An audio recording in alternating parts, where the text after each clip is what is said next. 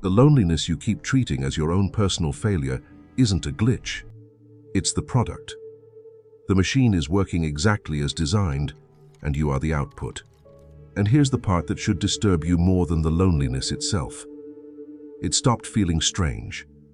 You can go a whole week barely touched by another human being, no real conversation, no one who'd notice if you vanished for a day, and some part of you has quietly filed that under normal.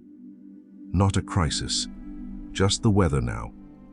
Stay, and you'll see why being more connected than any humans who have ever lived left you more alone, and why that no longer sets off any alarm in you at all.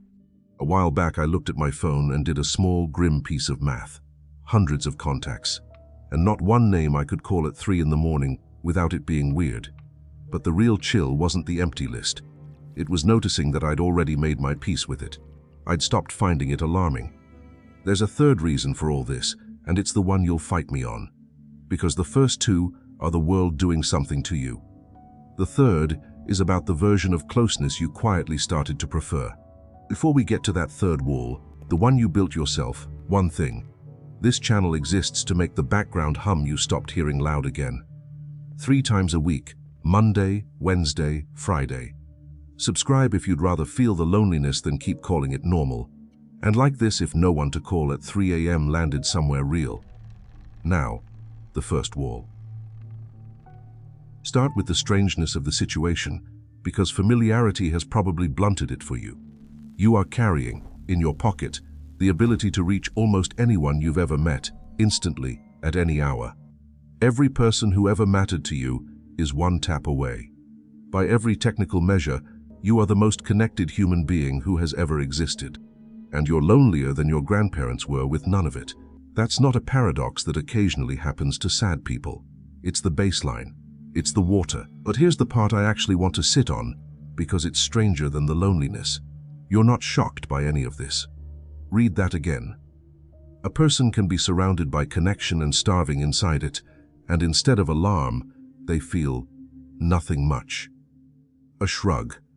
That's just how it is now. We have normalized a thing that would have frightened people 100 years ago, and we did it so smoothly that the not being frightened is the real symptom. So I stopped asking, why am I lonely? Everyone asks that. And I started asking a colder question. Why doesn't it scare me anymore? Why does a life with almost no real contact feel normal instead of wrong? And the answer isn't one thing. There are 3, and they stack. The first one you'll nod at. The second, you'll recognize with a wince. And the third, I'll warn you now, you're going to resist, because the first 2 are things done to you, and the third is a thing you've been doing. So start with the wall that's easiest to see.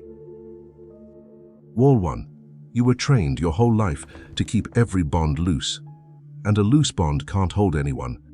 There's a sociologist worth knowing here, Zygmunt Bauman, Polish-British, who lived through most of the last century and watched the modern world change shape. He had a phrase for what happened. Liquid modernity. His idea was that all the solid structures people used to be held by, lifelong jobs, fixed communities, permanent ties, melted, and in their place came something fluid. Relationships you can enter and exit fast.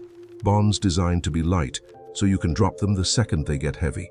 He said modern people tie their connections in a slip knot, never a real knot, so they can pull the end and be free the moment circumstances change.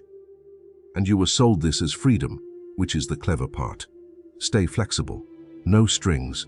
Don't get tied down. Keep your options open. It sounds like liberation. But look at what a slip knot actually does when you're the one hanging from it. You get 400 contacts and no one load-bearing. You get friendships that don't end in a fight. They just quietly cool from disuse, because nobody was holding the rope tight enough to notice it going slack. Nobody left you. The bond was just never tied to stay. I made a whole video on why self-aware people struggle to belong, the specific loneliness of seeing too much. This is the wider version of it. It isn't only the perceptive who end up alone now. We were all taught to keep every tie loose enough to drop. The clear-eyed just feel the draft a little sooner than everyone else. So the loose bond is the wall you can actually see, if you look. But there's a second one, and it's subtler. Because you're not just keeping your bonds light anymore. You've started replacing them with something that feels like connection and asks nothing of you. And you carry it in your pocket. Wall 2, you didn't just loosen your bonds. You found a substitute for them, one that gives you the sensation of company without a single one of its demands. And you've been trading down without noticing. A researcher at MIT named Turkle spent years studying what screens actually do to closeness. Her conclusion was sharp enough that it became the title of her book, "We Are Alone Together. We expect more and more from our technology," she said, and less from each other. The feed hands you a perfect counterfeit of connection. You feel plugged in, addressed, accompanied, a stream of little contacts all day long. But none of it asks anything of you. No one needs you to show up. No one can be disappointed. There's no risk, no weight, no inconvenience. And here's what that does to you over time, and it's the quiet damage. Real intimacy is high effort. It's awkward silences, and being misread, and having to stay in a hard conversation. Next to the frictionless version on the screen, it starts to feel like too much work. You get used to the low-calorie kind, constant, easy, weightless, and slowly you lose your appetite for the real meal.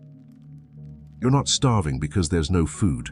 You're starving because you've been snacking all day on something that was never going to nourish you, and you've forgotten what hunger even felt like. Picture the most ordinary version of it, a dinner table. People who love each other, in the same room, each one lit from below by their own screen, each somewhere else entirely, together, and alone, at the same table. So those are the two walls you'll admit to, the loose bond and the counterfeit that replaced it. Both, you can tell yourself, are the world's fault, things done to you. But the third wall is the one you'll resist, because it isn't about what the world did. It's about what you started to prefer. Quick, honest step out. A video that tells you your loneliness was manufactured, instead of selling you a friendship app or a 5-step plan to be less alone, doesn't do well with the machine that manufactured it. It exists because people fund it directly, not because an algorithm pushed it. And that's the small, unglamorous version of the exact thing I'm about to describe, a bond that's chosen, a little inconvenient, and real, instead of frictionless and empty. If that's worth something to you, the Buy Me a Coffee link's in the description. Pay what you want, or nothing, and stay. Now, back to it, because the worst wall is the one you'll defend, and it's next. Wall 3. Nobody forced the counterfeit on you. At some point, quietly, you started to prefer it. That's the one that stings, and it's the one holding up the other two. Be honest about what real closeness actually costs. It's inconvenient. It shows up when you're tired and asks for you anyway. It gets hurt and needs things, and remembers what you said. It can reject you. Real intimacy hands someone the power to genuinely wound you. That's not a side effect of it. That's the price of admission. There is no version of being truly known that is also completely safe. And the modern world offered you a trade. Keep all the sensation of connection and pay none of that cost. The friend you never have to be inconvenienced by. The relationship you can pause. The people you can keep at exactly the distance where they can't quite reach you and can't quite hurt you. And be honest, some part of you took that deal gladly. You didn't just fall into shallow connection. On some level you chose it, because the deep kind was terrifying, and this was safe. You picked the closeness that can't cut you. And then, to make the choice bearable, you told yourself the loneliness that came with it was just normal, and you are far from alone in this, which is the whole grim point. A global study, Meta and Gallup, across more than 100 countries, found that roughly 1 in 4 adults on Earth report feeling lonely. Among the young, it's higher. That is not a scattering of unlucky people. That is a civilization that quietly made the same trade, all at once, and agreed to call the result ordinary. So if we chose this, if the loneliness is downstream of a deal we keep taking, then the obvious question is why we can't just choose the other thing. Why is picking the deeper bond so much harder than it sounds? Because the entire culture has trained you to read the solution as a threat. Go back to Bauman for a second, because he saw the trap precisely. In liquid modernity, commitment itself starts to feel like a mistake. Tying yourself to one person, one place, one bond that you can't easily undo, the modern instinct reads that not as depth, but as a cage. As options foreclosed. You've been taught, in 1,000 small ways, that freedom means keeping every door open, and that anything permanent is something you'll probably regret. So the exact move that would pull you out of the loneliness, committing, tying a real knot, pings your nervous system as danger, as loss. I made a whole video on the lie we've been told about freedom, and this is where it comes home. We confuse being unattached with being free. But an unattached life isn't free, it's just weightless, and weightless is another word for adrift. And there's a second thing making it hard, quieter, and more human. The loose life is safe. Loneliness, for all its ache, is a known ache. It never surprises you, never betrays you, never leaves, because there's no one close enough to do any of those things. Real connection asks you to be vulnerable, to risk exactly the wound you've been avoiding. So people choose the reliable, low-grade pain of being alone over the sharp, unpredictable risk of being known. Not because they're broken, because one of them is survivable in a way the other one only might be. So the way out was never going to be download an app to meet people, or just put the phone down. Those don't touch any of this. The real move is smaller, and much more uncomfortable than either. You pick one bond, and you let it cost you something. That's the whole thing. Not more connection. One real one, made heavy on purpose. Everything the modern world sold you points toward more and lighter, more contacts, more options, lighter ties, easier exits. The antidote runs the exact opposite direction. Fewer, deeper, heavier. You choose a small number of people, and you tie the real knot with them, the kind you can't slip out of the moment it gets inconvenient. And then, here's the part that actually matters. You let them inconvenience you. You let it cost you time you'd rather keep, energy you're low on, the comfort of the exit.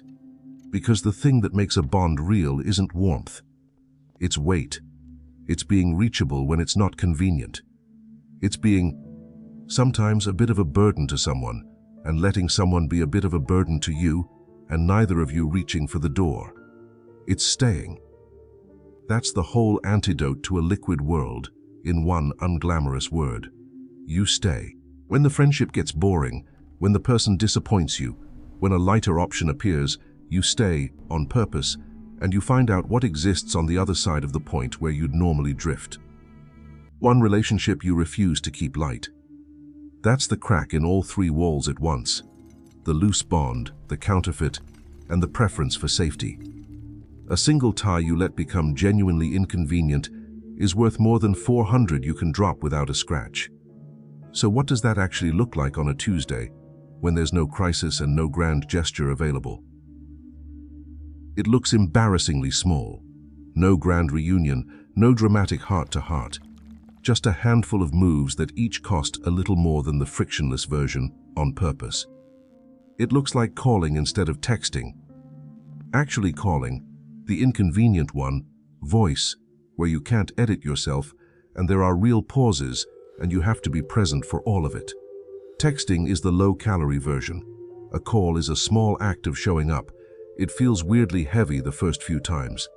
That heaviness is the point. It looks like staying in the hard conversation instead of leaving someone on read. The reflex, when a thread gets uncomfortable or a friend needs something you're not sure you can give, is to go quiet, to let the slip knot do its work and drift. Don't. Stay in it. Answer the message you've been avoiding because it asks something of you. That avoided message is almost always the exact place the real bond was. It looks like letting one friendship be inconvenient, being the one who reaches out again after it's gone quiet, without keeping score of whose turn it was. Showing up for the move, the bad week, the thing you'd genuinely rather skip. And it looks like being in the room with your whole attention, no second screen, no phone, face up on the table, waiting to rescue you from a lull. Just there, fully, which is the rarest gift you can hand another person now. None of this is a system, and please don't turn it into one. A spreadsheet of relationships to optimize is just the disease again, wearing a planner. It's a test. You're checking whether you can still bear the weight of another person. But don't expect it to feel good right away. After years on the weightless version, presence is uncomfortable. Real closeness will feel like too much before it ever feels like enough. So let me be honest about what this actually gets you, because it's slower and less triumphant than you want. You will not feel less lonely right away.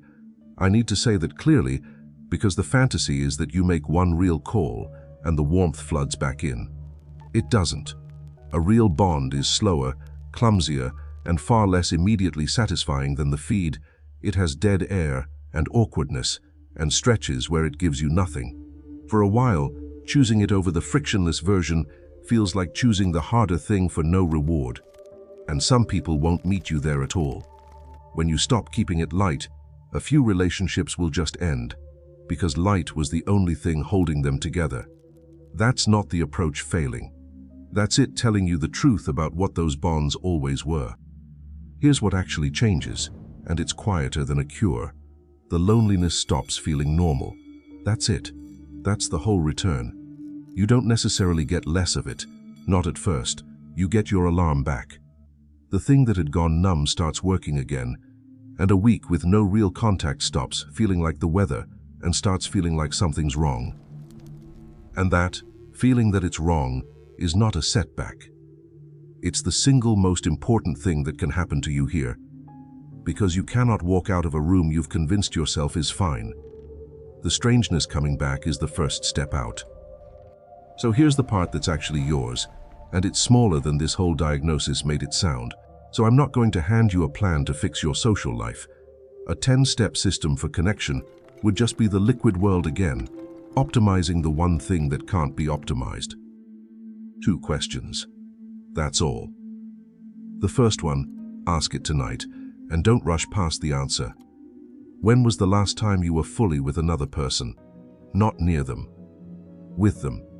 No phone in your hand, no exit you were tracking, no part of you half composing something else, just wholly there, with someone who was wholly there back.